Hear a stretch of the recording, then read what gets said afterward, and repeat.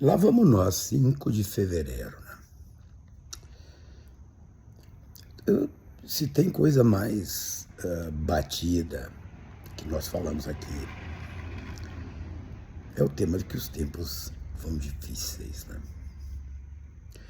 Mas os tempos não vão difíceis porque os passarinhos estão nas árvores, porque as minhocas estão nas hortas, ou porque a planta do moranguinho produz moranguinho. Não é por isso que os tempos vão difíceis. Os tempos vão difíceis porque nós, seres humanos, nos acostumamos a algumas coisas que, sinceramente, né, não deveríamos nos acostumar, mas nos acostumamos. Hoje, a palavra da época para falar sobre isso é a tal de naturalização. Né? Nós estamos naturalizando condutas e posturas. E a humanidade segue a mesma humanidade. Desde que a humanidade, né? Julgar. A coisa mais fácil do mundo, né? Julgar. Nos acordamos julgando. Nós julgamos o treinador do nosso time. Nós julgamos a pessoa que vemos no shopping por conta das suas roupas. Nós julgamos aquela história que a 30 mil quilômetros de distância da gente nos é contada, repetida, compartilhada, outra palavra desses tempos, né? E nós julgamos, nós temos opinião, nós somos categóricos, julgamos, acusamos o tempo inteiro. Normalmente não somos responsáveis por quase nada, né? Alguém é responsável por aquilo que acontece nas nossas vidas. Nós passamos o tempo inteiro, nós acusamos o governo, mas quando baixa o preço da gasolina, o preço não baixa na bomba. E ali não tem governo. Quando aumenta o preço da gasolina, imediatamente aumenta o preço na bomba. Mas ali não tem governo. E assim eu poderia passar por várias outras e tantas questões no mundo privado. Falo do tema do governo, porque é o que normalmente se critica, né? Todo mundo critica o pagamento de impostos, né? E todo mundo pede que as estradas estejam boas, que o serviço médico esteja disponível, que a educação esteja ali adequada. Mas pagar impostos? Não posso pagar impostos. E assim nós vamos julgando, nós vamos acusando. Eu que sou advogado, 30 e tantos anos nisso.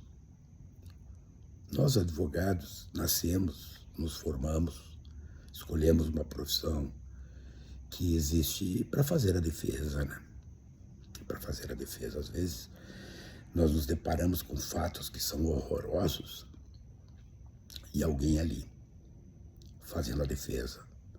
Fazer a defesa é garantir que a lei seja aplicada, é garantir que haja a possibilidade de uma investigação adequada, justa, equilibrada, dentro da lei, dentro dos padrões da civilização. E nós que defendemos, no mais das vezes somos confundidos com aqueles a quem defendemos. Não, nós só defendemos. O advogado não se confunde com o seu cliente. Mas é muito difícil defender. Como é difícil defender fora da advocacia, na vida. Tentar compreender por que esta ou aquela pessoa agiu deste ou aquele jeito. O cara que anda a milhão na avenida, imediatamente nós detonamos. Sei lá eu se ele está levando um filho para o pronto-socorro. Não. A acusação é instantânea. E a pior das acusações, o pior dos julgamentos é aquele que às vezes vem com a fala mansa, conspiratória, hipócrita e cínica. Eu, por exemplo, tenho um estilo de falar, um estilo de dizer que tem uma certa intensidade que reconheço, às vezes, exacerbo. Mas eu só exacerbo. Eu não vou surpreender o meu interlocutor, porque ele saberá tudo que eu penso, tudo que eu acho que deve ser dito, e colocar sobre a mesa tanta gente com blá blá blás e mimimis e falas mansas, e ai como eu sou delicado, uai como eu sou delicada, traz consigo conteúdos explosivos gigantescos que se escondem a partir de outra característica humana, a hipocrisia. Somos assim. Peguem o caso da morte do cachorro Orelha em Santa Catarina. Vamos pegar esse caso, sem absolver, sem condenar,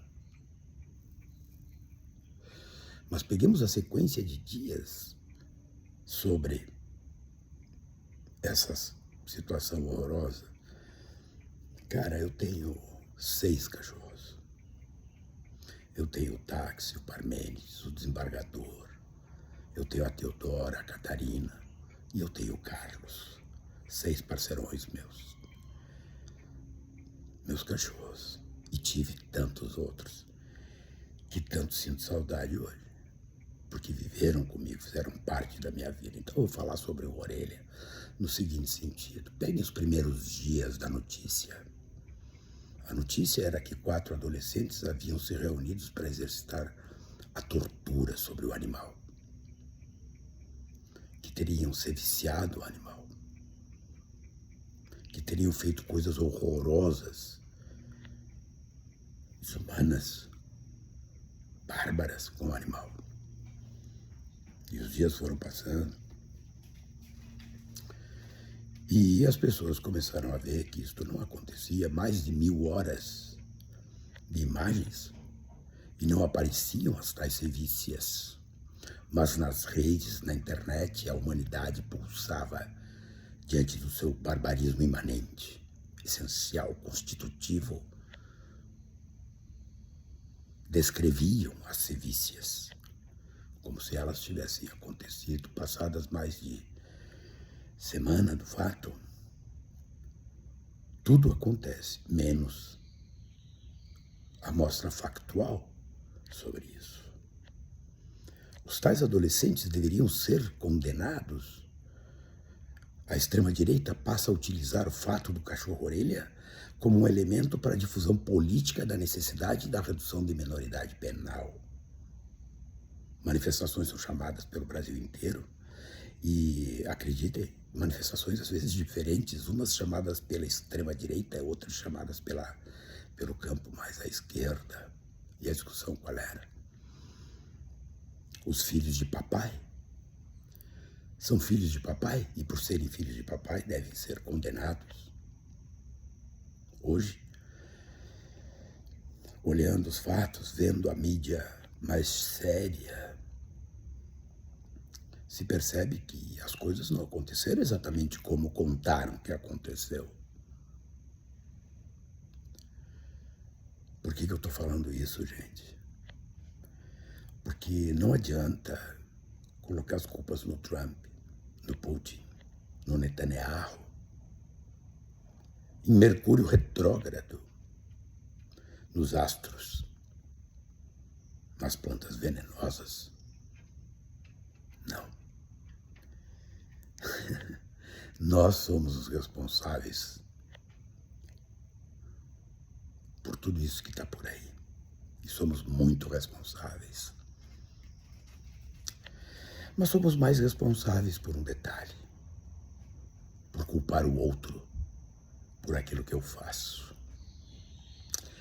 Refletir não deveria ser um problema. Tentar melhorar não deveria ser um problema. Pedir desculpas, admitir erros, não deveria ser um problema. Mas uma coisa é inexorável. Disse Humberto Eco e disse bem. As redes sociais libertaram a estupidez, a barbárie.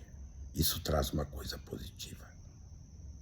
Nós conseguimos enxergar os bárbaros inteirinhos. Isso é bom.